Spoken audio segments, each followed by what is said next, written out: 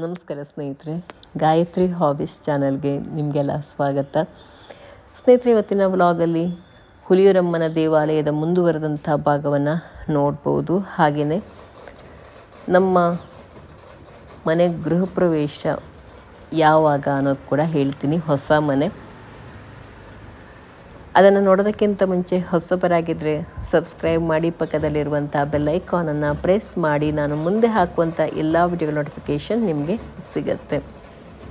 ಹಿಂದಿನ 2 ವ್ಲಾಗಲ್ಲಿ ನೀವು ಸುಮಂಗಲಿ ಪೂಜೆ, ಕನ್ಯಾ ಪೂಜೆ, ದಂಪತಿ ಪೂಜೆ, ಬ್ರಹ್ಮಚಾರಿ ಪೂಜೆ, ಅಶ್ವ ಪೂಜೆ ಎಲ್ಲ ನೋಡಿದ್ರಿ ಅಲ್ವಾ. ಇವಾಗ ಚಂಡಿಕಾ ಹೋಮದ ಪೂರ್ಣಾಹುತಿಯ ಸಮಯ. ಇಲ್ಲಿ ಶಾಂತಮ್ಮನವರು ಪೂರ್ಣಾಹುತಿಗೆ ನೋಡಿ ಎಲ್ಲ ಪೂರ್ಣಾಹುತಿಗೆ ಹಾಕುವಂಥ ದ್ರವ್ಯಗಳನ್ನು ಹಾಕ್ತಾ ಇದ್ದಾರೆ. ಶಾಂತಮ್ಮನವರು ಹುಲಿಯೂರಮ್ಮನಿಗೆ ತಮ್ಮ ತನು, ಮನ, ಧನ ಎಲ್ಲವನ್ನು ಕೂಡ ಅರ್ಪಿಸಿಬಿಟ್ಟಿದ್ದಾರೆ. ಇವಾಗ ಪೂರ್ಣಾಹುತಿ ಆಗ್ತಿದ್ದಂಗೆ ಅವರಿಗೆ ಮೈಮೇಲೆ ಬಂತು. ಆ ದೃಶ್ಯವನ್ನು ಕಂಡಾಗ ನಾನು ಒಂದು ಸರಿ ಮೂಕ ವಿಸ್ಮಿತಳಾದೆ ಅಂತ ಹೇಳ್ಬೋದು. ಅವರ ನಗು ಇವೆಲ್ಲ ನೋಡ್ತಿದ್ದಾಗ ಅವರ ಮುಖದಲ್ಲಿನ ಒಂಥರ ಕಳೆನೇ ಬೇರೆ ಥರ ಇತ್ತು. ಒಂಥರ ನಗು ತುಂಬಾ ನನ್ನ ಕಣ್ಣು ಮುಂದೆ ಈಗಲೂ ಕೂಡ ಕಾಣಿಸ್ತಾ ಇದೆ. ಖಡ್ಗವನ್ನು ಹಿಡಿದಿದ್ರು ಅವರು. ಹಾಗೆ ಯಾರಿಗೋ ಒಬ್ಬರಿಗೆ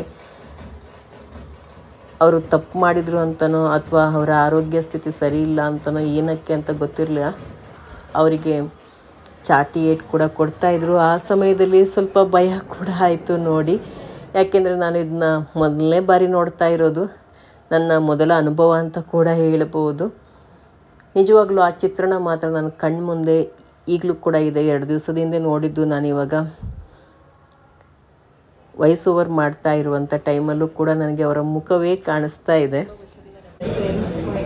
ಎಲ್ಲಿಂದ ಬಂದಿದ್ದೀರ ದೇವಸ್ಥಾನಕ್ಕೆ? ಮುಗಿಲ್ಪಾಡಿ. ತುಂಬ ವರ್ಷದಿಂದ ನಡ್ಕೊಳ್ತಾ ಇದ್ದೀರಾ? 9 ವರ್ಷದಿಂದ ಬಂದಿದ್ದೀರಾ.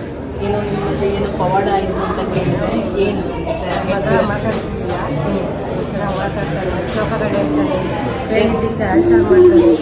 ಬಂದಮೇಲೆ ಯಾವಾಗಿಂದ ಮಾತಾಡೋಕ್ಕೆ ಸ್ಟಾರ್ಟ್ ಮಾಡಿದ್ದೀನಿ? ಇಲ್ಲಿ ಒಂದು 3 ವರ್ಷದಿಂದ ಮಾತಾಡ್ತಾರೆ.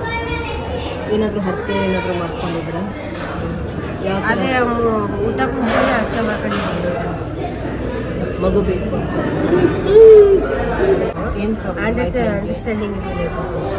ಆಮೇಲೆ ಯಾರೋ ಈ ಥರ ಡಿವೋರ್ಸ್ ತನಕೆಲ್ಲ ಹೋಗಿತ್ತು ಬೇಡ ಅಂತ. ಆಮೇಲೆ ಯಾರೋ ಒಬ್ಬನ ಫ್ರೆಂಡ್ ಈ ಥರ ಅಲ್ಲಿ ಹೋಗಿ ಅಂತ ಹೇಳಿದ್ಮೇಲೆ ಇಲ್ಲಿ ಬಂದ ಮೇಲೆ ಸಂಸಾರ ಎಲ್ಲ ಚೆನ್ನಾಗಿತ್ತು. ಆಮೇಲೆ ಆಯ್ತು 5 ನಿಮಿಷ.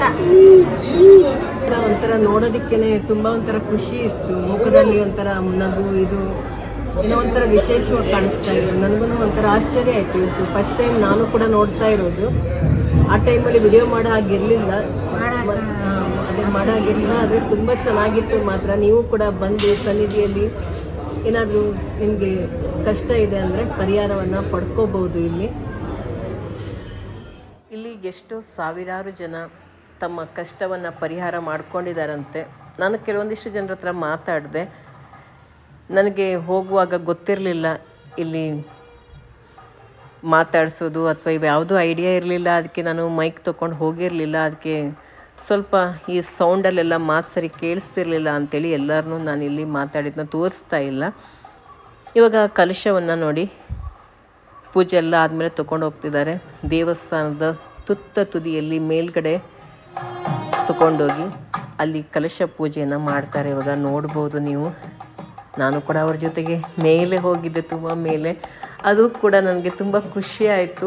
ಮೇಲಿಂದ ಕೆಳಗಡೆ ನೋಡಿದಾಗ ಒಂದು ಸರಿ ಭಯ ಕೂಡ ಆಯಿತು. ತುಂಬಾ ಒಂಥರ ಹೊಸ ಹೊಸ ಅನುಭವಗಳು ಖುಷಿ ಕೊಡ್ತು ನೋಡಿ. ಇವಾಗ ಮೇಲ್ಗಡೆ ಹೋಗ್ತಾ ಇದ್ದಾರೆ. ಲೇಡೀಸ್ ಹತ್ರ ಈ ಥರ ಕಲಶ ತೊಗೊಂಡು ಮೇಲ್ಗಡೆ ಹೋಗೋದು ಕಷ್ಟ ಅಂತೇಳ್ಬಿಟ್ಟು ಎಲ್ಲ ಜೆಂಟ್ಸೇ ತೊಗೊಂಡು ಹೋಗ್ತಾ ಇದ್ದಾರೆ. ಮೇಲೆ ಹತ್ತಿ ಹೋಗಿ ಗೋಪುರದ ತುದಿಯಲ್ಲಿ ಕಲಶ ಇರುತ್ತಲ್ವ, ದೇವಸ್ಥಾನದ ಮೇಲ್ಗಡೆ ಗೋಪುರ ತುದಿಯಲ್ಲಿ ನೋಡ್ಬೋದು. ಅಲ್ಲಿಗೆ ಈಗ ಹೋಗಬೇಕು.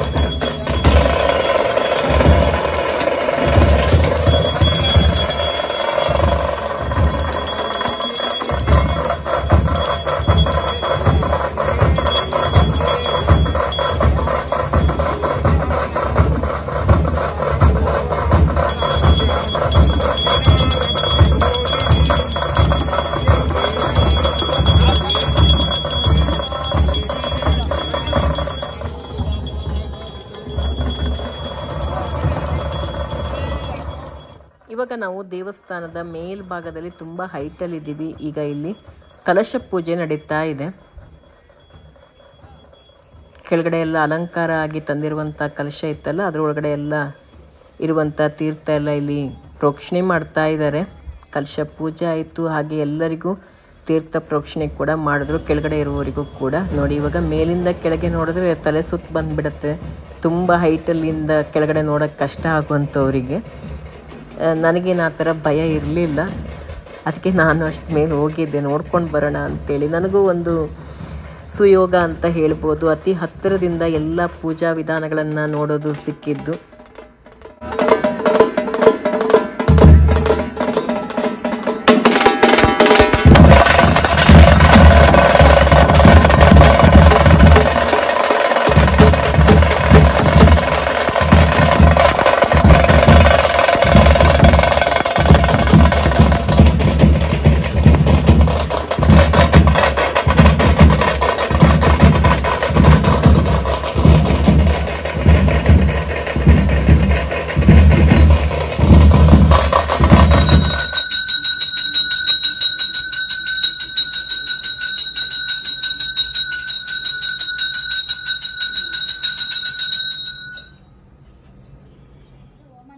ನನಗೆ ಇನ್ನೂ ಒಂದು ಸಂತೋಷದ ವಿಷಯ ಅಂತೇನೆಂದರೆ, ದೇವರ ಹತ್ತಿರದಿಂದನೇ ವಿಡಿಯೋ ಮಾಡೋ ಒಂದು ಚಾನ್ಸ್ ಸಿಕ್ತು. ಇದೇ ಫಸ್ಟ್ ಟೈಮ್ ಅಂತ ಅವರು ಈ ರೀತಿ ಕೊಟ್ಟಿರೋದು.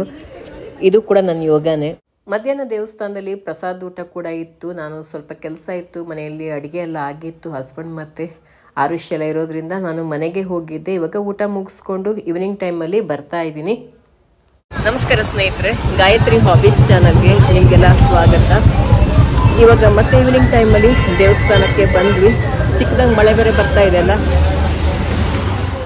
ದೇವರನ್ನು ಮೆರವಣಿಗೆಗೆ ತೊಗೊಂಡು ಹೋಗೋದಕ್ಕೆ ಅಂತ ಬಿಟ್ಟು ಇಲ್ಲಿ ರಥ ರೆಡಿ ಮಾಡ್ತಾ ಇದ್ದಾರೆ. ಕುದುರೆಯನ್ನು ಕಟ್ಕೊಂಡ್ಬಿಟ್ಟು ತೊಗೊಂಡು ಹೋಗೋದಂತೆ ದೇವರನ್ನು ಕೂರಿಸ್ಕೊಂಡು ಇಲ್ಲೆಲ್ಲ ರೆಡಿ ಮಾಡ್ತಿದ್ದಾರೆ. ಈ ಹುಲಿಯೂರಮ್ಮ ದೇವಿ ದೇವಸ್ಥಾನ ಮಾಚೊಳ್ಳಿ ಗ್ರಾಮದಲ್ಲಿ ಬರುತ್ತೆ. ಮೇನ್ ರೋಡ್ ಹತ್ರನೇ ನಿಮಗೆ ಕಾಣಿಸುತ್ತೆ ಈ ದೇವಸ್ಥಾನ.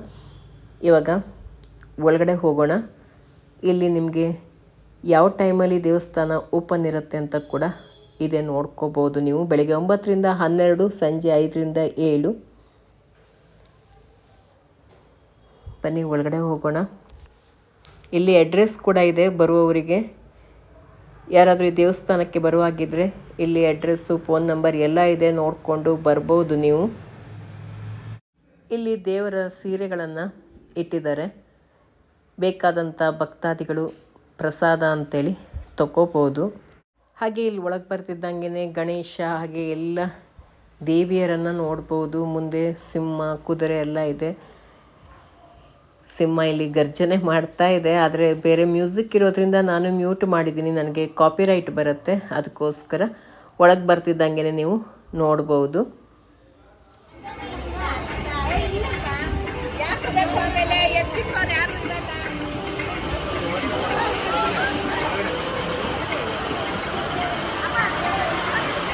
ಮಳೆರಾಯನ ಆಗಮನ ಕೂಡ ಆಯಿತು. ಇವಾಗ ಜೋರಾಗಿ ಮಳೆ ಕೂಡ ಬರೋದಕ್ಕೆ ಸ್ಟಾರ್ಟ್ ಆಯಿತು. ಮೆರವಣಿಗೆಗೆ ಎಲ್ಲ ತಯಾರಿ ನಡೀತಾ ಇದೆ. ವಾತಾವರಣ ಕೂಡ ತುಂಬ ಚೆನ್ನಾಗಿದೆ. ಒಂಥರ ತಂಪಾಗ್ಬಿಡ್ತು. ತುಂಬ ಸೆಕೆ ಆಗ್ತಾ ಇತ್ತು. ಮಳೆ ಬರ್ತಿದ್ದಂಗೆ ತಂಪಾದಂಥ ವಾತಾವರಣ. ಇವಾಗ ದೇವಸ್ಥಾನವನ್ನು ನೋಡ್ಬೋದು. ಸಂಜೆ ಟೈಮಲ್ಲಿ ನೋಡಿ ಲೈಟೆಲ್ಲ ಹಾಕಿದಾಗ ಯಾವ ರೀತಿ ಕಾಣಿಸ್ತಾ ಇದೆ ಅಂಥೇಳಿ. 1 ವರ್ಷದಲ್ಲಿನೇ ಇಷ್ಟು ದೊಡ್ಡ ಬಿಲ್ಡಿಂಗನ್ನು ಕಟ್ಟಿದಾರಂತೆ ಹೇಳ್ತಾ ಇದ್ರು. ಇಷ್ಟು ಎತ್ತರದ ಬಿಲ್ಡಿಂಗನ್ನು 1 ವರ್ಷದಲ್ಲಿನೇ ರೆಡಿ ಮಾಡಿದ್ದಾರೆ ಅಂಥೇಳಿ.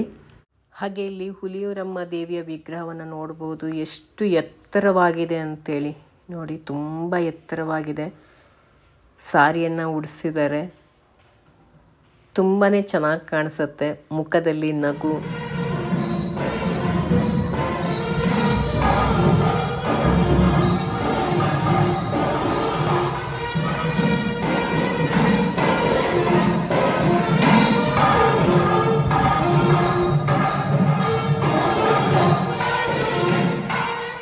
ದೇವಸ್ಥಾನದ ಒಳಗಡೆ ಬರ್ತಿದ್ದಂಗೆ ಮೊದಲ ಪೂಜಿಪನಾದಂಥ ಗಣೇಶನ ದರ್ಶನವನ್ನು ಮಾಡ್ಬೋದು.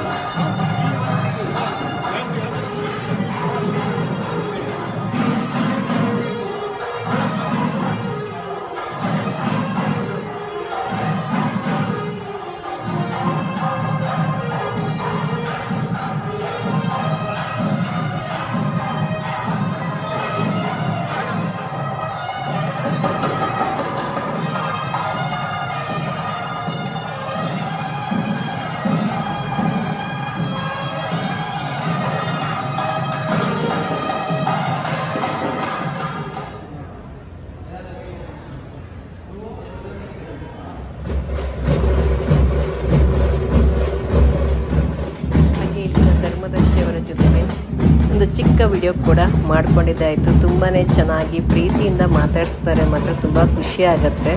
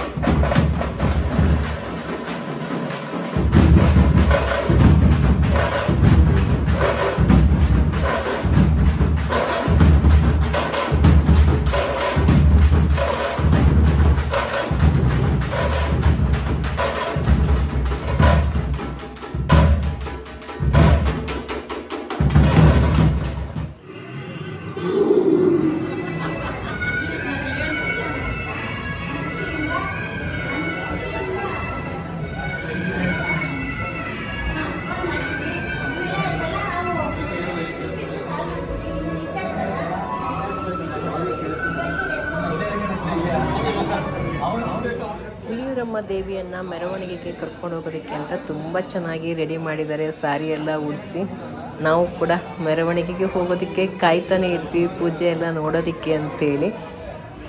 ಆದರೆ ನಮಗೆ ಇವತ್ತು ಆ ಅದೃಷ್ಟ ಸಿಕ್ಕಿಲ್ಲ. ಯಾಕೆಂದರೆ ಮಳೆ ನಿಂತೇ ಇಲ್ಲ, ಮಳೆ ಜೋರಾಗಿಯೇ ಬರ್ತಾನೆ ಇತ್ತು. ಮಳೆ ಜೋರಾಗಿ ಬರ್ತಾ ಇರೋ ಕಾರಣದಿಂದ ಆಗಿಲ್ಲ. ಇವಾಗ ನಾವು ಮನೆಗೆ ಹೊರಡೋಣ ಅಂತ ಅಂದ್ಕೊಂಡ್ವಿ. ನಾಳೆ ಬೆಳಿಗ್ಗೆ ಅಂತ ಅಂದರು ಪೂಜೆ ಎಲ್ಲ. ನಾಳೆ ಜಾತ್ರೆ ಇರೋದ್ರಿಂದ ನಾಳೆ ಮತ್ತೆ ಬರೋಣ ಅಂತ ಅಂದ್ಕೊಂಡಿದ್ದೀನಿ. ಇವಾಗ ಮಾರ್ಚ್ ಮುಗಿತಿದ್ದಂಗೆ ಏಪ್ರಿಲ್ ತಿಂಗಳ ಬರುತ್ತೆ. ಏಪ್ರಿಲ್ ನಮಗೊಂಥರ ವಿಶೇಷವಾದಂಥ ತಿಂಗಳ ಅಂತ ಹೇಳ್ಬೋದು. ಯಾಕಂತಂದರೆ ಆರುಷಿ ಹುಟ್ಟಿದ್ದು ಏಪ್ರಿಲಲ್ಲಿ, ನಾವೀಗ ಉಳಿದಿರುವಂಥ ಮನೆಯ ಪ್ರವೇಶ ಆಗಿದ್ದು ಏಪ್ರಿಲಲ್ಲಿ, ಹಾಗೆ ಲಾಸ್ಟ್ ಇಯರು ಆಫೀಸ್ ಓಪನಿಂಗ್ ಆಗಿದ್ದು, ಹಾಗೆ ಗೃಹ ಪ್ರವೇಶ ಆಗಿದ್ದು ಕೂಡ ಏಪ್ರಿಲಲ್ಲಿ. ಈ ವರ್ಷ ಇನ್ನೊಂದು ಮನೆ ಗೃಹ ಪ್ರವೇಶ ಆಗ್ತಿರೋದು ಕೂಡ ಏಪ್ರಿಲಲ್ಲಿ, ಏಪ್ರಿಲ್ 11ಕ್ಕೆ. ಒಂಥರ ಸಂತೋಷ ಅಂತ ಅನ್ಬೋದು. ಏಪ್ರಿಲ್ ತಿಂಗಳ ತುಂಬಾ ವಿಶೇಷವಾದಂಥದ್ದು. ಏಪ್ರಿಲ್ 11ಕ್ಕೆ ಗೃಹ ಪ್ರವೇಶ ಆಗ್ತಿರೋದು 3ನೇ ಮನೆ. ಅದು ಎಲ್ಲಿ ಏನು ಅನ್ನೋದನ್ನು ನೆಕ್ಸ್ಟ್ ವ್ಲಾಗಲ್ಲಿ ಹೇಳ್ತೀನಿ. ಇವತ್ತಿನ ಈ ವ್ಲಾಗ್ ನಿಮಗೆ ಇಷ್ಟ ಆಗಿರುತ್ತೆ ಅಂತ ಅಂದ್ಕೊಂಡಿರ್ತೀನಿ. ಇಷ್ಟ ಆಗಿದ್ದರೆ, ಹೊಸಬರಾಗಿದ್ದರೆ ಸಬ್ಸ್ಕ್ರೈಬ್ ಮಾಡಿ, ಹಾಗೆ ಬೇರೆಯವ್ರ ಜೊತೆ ಕೂಡ ಶೇರ್ ಮಾಡ್ಕೊಳ್ಳಿ. ನಿಮ್ಮ ಅನಿಸಿಕೆ ಅಭಿಪ್ರಾಯವನ್ನು ಕಮೆಂಟಲ್ಲಿ ತಿಳಿಸಿ, ಹಾಗೆ ಒಂದು ಲೈಕ್ ಮಾಡೋದನ್ನು ಮರಿಬೇಡಿ ಸ್ನೇಹಿತರೆ. ಇನ್ನೊಂದು ಬ್ಲಾಗ್ ಜೊತೆಗೆ ನಿಮ್ಮನ್ನು ಭೇಟಿ ಆಗ್ತೀನಿ.